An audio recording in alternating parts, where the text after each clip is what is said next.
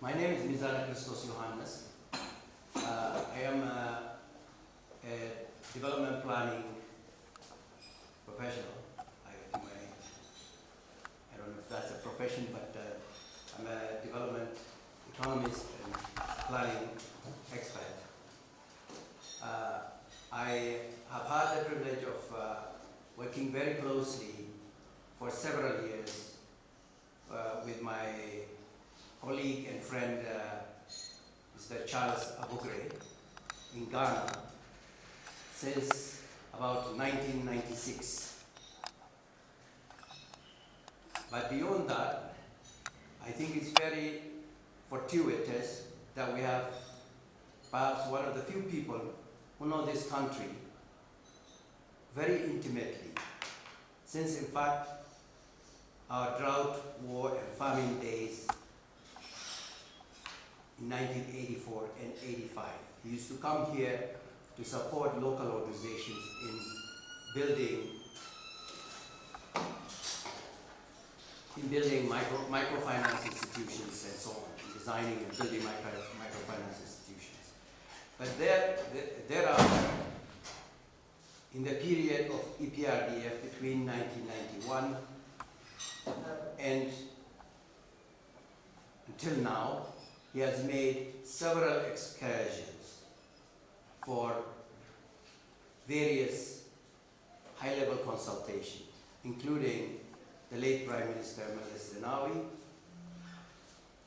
He was part of a group that used to assemble in a very intimate brainstorming section, a Pan-African group that would sit down and basically openly strategize about development alternative, development options, but at the same time also strategizing on how to deal with both Western multinational corporations, monopolies, multilateral organizations such as the World Bank, IMF, WTO, etc., both on behalf of the continent, but also in advising the Ethiopian government on alternative strategies for rapid development.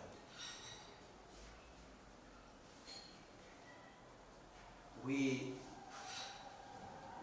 are also lucky to have him here now because he came on another mission, but we were able to attach a few more days to that mission and basically tour several places, including other universities, to engage mainly with the intellectual community, the university community, researchers, as well as students in economics, social sciences, etc. He will be presenting on the challenges across Africa in a comparative way, especially using Ghana and other countries with the Ethiopian development trajectory and how to go about in bringing about not just growth, industrialization, agricultural transformation, but how to make it just and equitable at the same time. I give you my friend and colleague, Charles Abugre. First, apologies for postponing the first lecture, which was supposed to be on last Monday.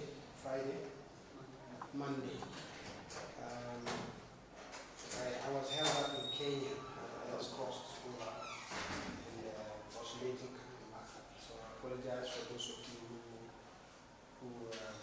who made time for it. Disappointed. Secondly, I was last in Addis University, did a similar lecture. At that time, I was asked to review progress, Africa's progress in self-financing its development after nearly 2 decades of structural adjustment programs. At that time also, we had just launched a global movement on what is now known as illicit financial flows. This is a mechanism by which trade and financial institutions and multinational companies facilitate the outflow of capital, which is not a direct response to a lack of opportunities, but for the purpose of concealing that wealth from public view or from taxation. It's interesting to come back nearly 10 years later at a moment in which I had hoped might not come so soon in Ethiopia, which is a moment in which you are about to launch your structural adjustment programs in a big way. In that sense, when initially Lizani asked that I speak in a comparative way between development experiences in Ghana and development experiences in Ethiopia, as well as other African countries, I found it quite difficult because the countries have gone, they're entirely different types of histories, different types of sizes, different historical trajectories, different internal dynamics, different external dynamics to which you immediately surrounding you and beyond, to which every development effort has to conform. Ethiopia is entirely different from Ghana in those respects. So it's just quite difficult to try to compare them. But the moment seems rather opportune because at least there are experiences that we can draw from. From Ghana's experience, even though it is different in terms of big policy trajectories, especially in comparison with the moment that you are about to launch a process, and also your immediate experiences for which people like myself and others on the continent were very excited to follow. So in that sense, I think there is sufficient room to make some remarks that might generate some interesting discussions. I tend to speak rather freely, so forgive me if I say things freely. I am a Pan-Africanist, and I believe that the way I speak in my country, I'm entitled to speak anywhere else. So I think also that it's useful for in an academic space, so we can have a useful discussion. I want to start with what I think are the common challenges facing any developing country, countries at very early level stages of development, irrespective of the differences and the dynamics which I mentioned. And I would like to emphasize three main common aspirations, or call them challenges. Those aspirations are: one, since we are all predominantly agricultural, small farmer-based agricultural systems, largely rural, our first and major challenge is to raise rural incomes and reduce rural poverty. Ethiopia is still nearly 80% rural. Your urbanization rate has grown a bit since the 1960s, sort of doubled, but it's still around 20, 21, 22%. So it is essentially rural. Projected to 2040, your urbanization rate is unlikely to exceed 40% from all projections I have seen. But of course, projections have lots of assumptions built upon them. So even in 2040, it will still be predominantly rural. Ghana is a smaller population, a smaller economy, smaller geographic space. Our urbanization has gone a lot quicker, but we started also below 15% in the early 60s. I think we are approaching 50%. That urbanization is entirely distress-driven. It is distress-driven in the sense that there's really migration from the drier parts of the country and the areas that produce for food consumption rather than cash crops that have historically not been as favored as cash crop producers have fled. In some cases, with a rate of outflows from the rural communities exceeding the natural rate of population growth.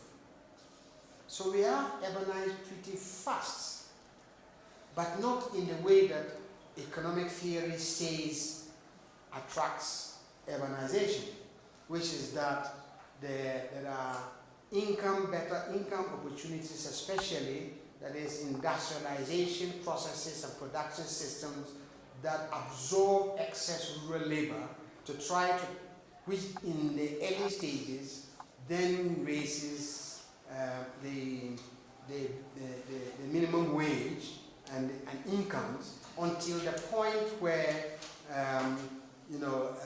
wages, rural urban wages equalize, and then which is the point of the so-called transformation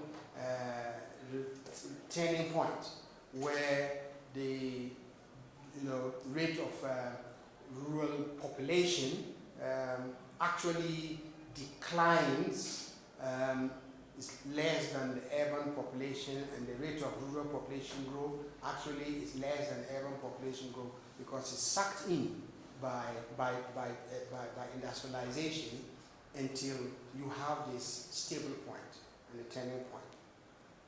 Our urbanization process is completely driven by factors other than industrial and manufacturing growth. In fact, our industrial and manufacturing growth's heydays were the period before Nkrumah was overthrown, when within a period of less than 10 years, manufacturing value added as a share of GDP rose from almost nothing to about 7.58% GDP.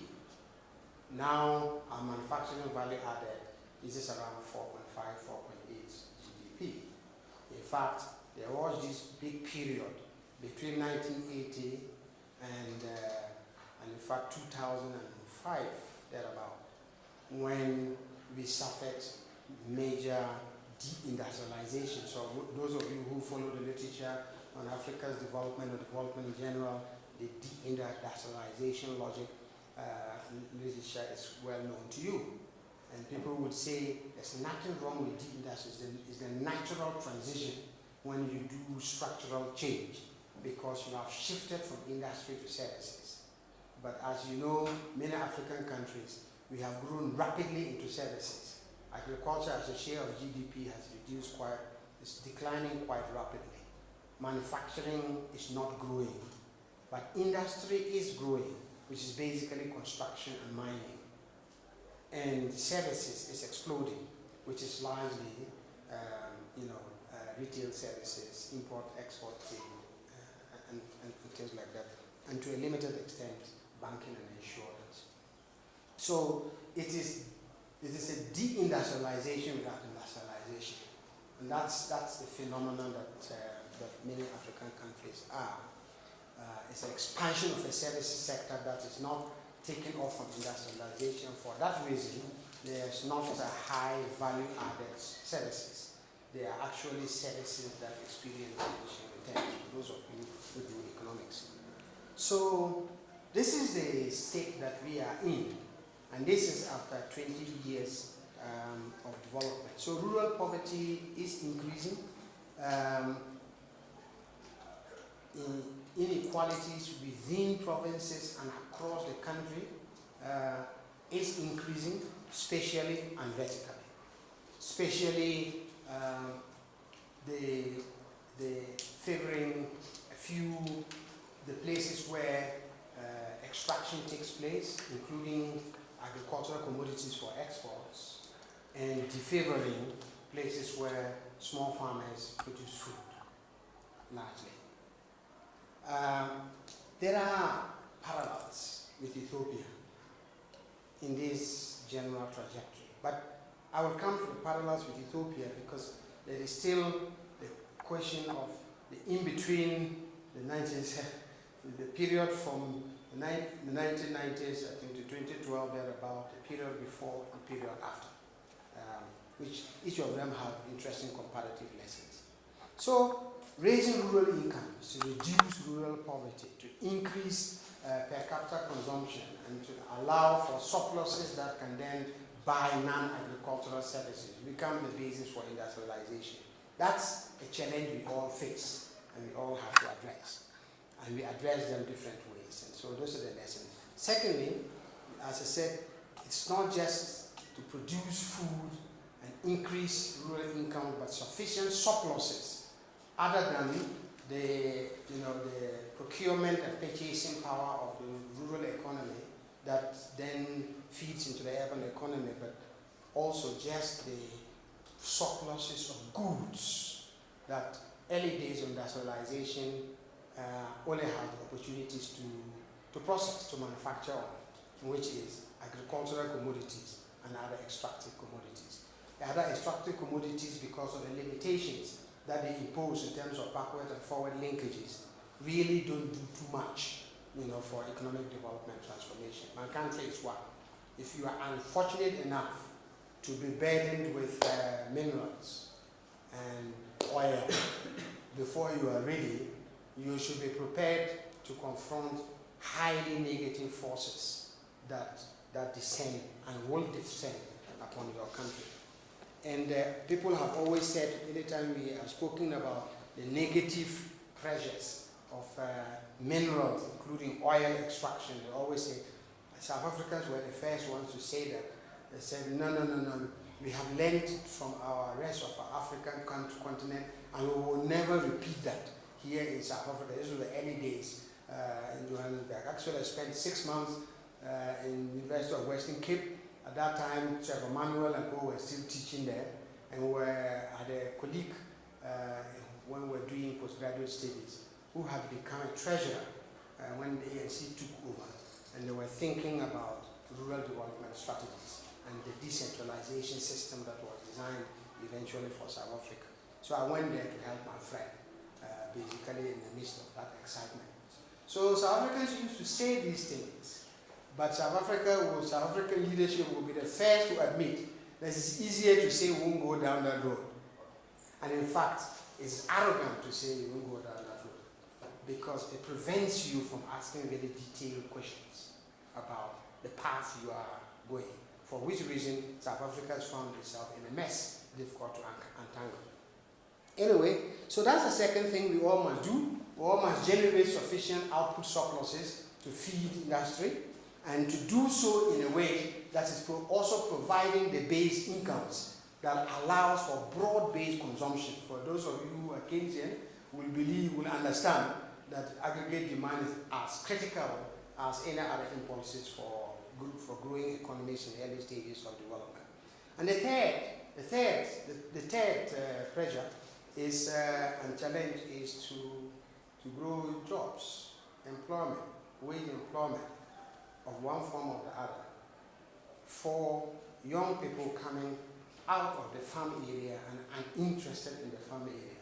And this has become, in fact, the most enduring challenge because of the rapid demographic shifts we found ourselves.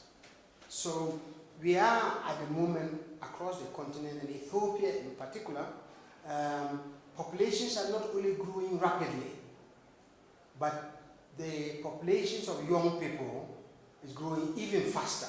This is partly because the death rates, crude death rates have declined faster than crude birth rates. And that cascades in many ways. So we are dying fewer, but we really haven't quite reduced our fertility rates that much. And that means that at some point you then have this explosion in which people say, in the case of Ethiopia, maybe this demographic dividend, which is this massive supply of workforce, potential workforce, that can make Ethiopian economy competitive. You have only until 2035, 2040 before these demographic dividends turns. That is assuming everything holds together. So we have this situation. So for example, in the case of Ethiopia, my country is small. we face the same problem. Unemployment levels are exceedingly high. And for those of you who know how unemployment is measured, it doesn't quite tell the story.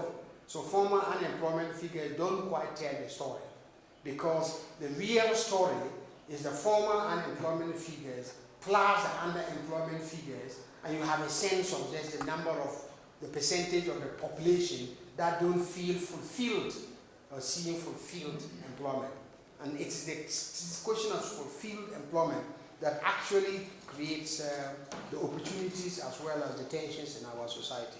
So Ethiopians, for between now, they say, and 2035, 2040, you will be adding to your workforce anything between 1.5 to 2 million people, young people, coming in and waiting and looking for jobs, one form or the other. And this is on top of the fact that they are coming in at a time that the world has changed. We all can see aspirations further away. We can communicate faster. Our consumption habits have changed quite radically. You know, we require a lot more to fulfill our so-called basic needs. Our basic needs baskets are growing with young people, and younger and younger people. And so with a bigger consumption, basic needs consumption basket coming along, ability to organize, the spaces, you know, and the impulses for frustration, because it is possible to compare now oneself very easily with the other, next door and far away. Those create different kinds of sentiments, you know, further and beyond what we used to experience as young people. So my aspirations as a young person was a little simpler. I was looking forward to the day that I can eat so much meat that I couldn't eat anymore, and to wear black shoes with white socks, and be a teacher or a nurse, and have a bicycle all by myself. These are far away from the aspirations of our young people going forward, and we have to confront that. Therefore, we're having to manage economies at very difficult times and a very low base to satisfy not only the traditional purposes of providing incomes, transforming rural areas and providing jobs, but now those jobs must provide incomes such that they meet an appreciably expanded basic needs basket. It is quite a task. I'm quite happy I'm now 60 years and beyond, and will have very little to do with what will happen in the next 20 to 30 years. I hope somebody takes care of me instead. Because the task confronting the leadership of the future is quite large. We must do these things within some really strong binding constraints. One of them is that we started as ethnically diverse nationalities. I know of Ethiopia as it is in my country. I lived in northern Uganda during the war period, between 1989 and 1992, in Pakwach. Shut out from Kampala and many places for months because the rebels had cut the place up, and there was only one bridge that linked West Nile to the rest of Uganda. And when we tried to use the boat, sometimes we were ambushed. They were largely ethnic wars, in addition to the fact of perception of dictatorship or inability of Milton Obote, and then later on Idi Amin, to manage a society collegially. So we haven't dealt with the very initial stages of our nation formation. We have to bolt different ethnicities together. That means spatial equity becomes as important, if not more so, than vertical equity. Because space is where people express their identity. And space is where people also measure themselves against others. And space sometimes determines voice. So you probably have a slightly better, you have a common language, Amharic, but you also have a plenty different languages in which everybody is passionate about their language. We could not come to an agreement on a national language. So our national language is English. And every time the biggest tribe suggests that, we must now speak Twi, and there you have trouble. And so, although the population voluntarily is slowly all learning Twi, the day that anybody announces that Ghana's national language is Twi, that's the day the country probably burns. So we haven't quite moved away from the attempt to create nation states, bold ethnicities together, create some form of common identity, so that also piles upon our slightly more primordial identities at multiple levels.